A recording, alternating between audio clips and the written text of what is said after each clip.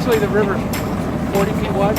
Yeah, roughly. So essentially what are you looking for to locate the fish? I'm looking for bends. Wherever there's a bend, that's where the current scours out the outer edge. And then I often try to find something that's both deep and shallow.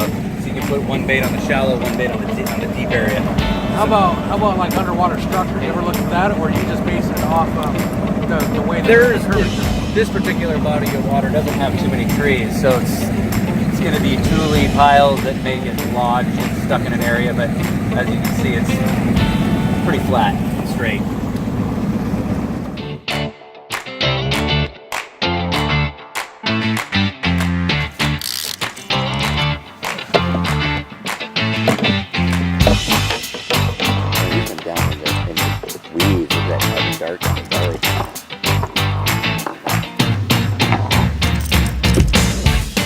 That's the first flathead I've ever caught.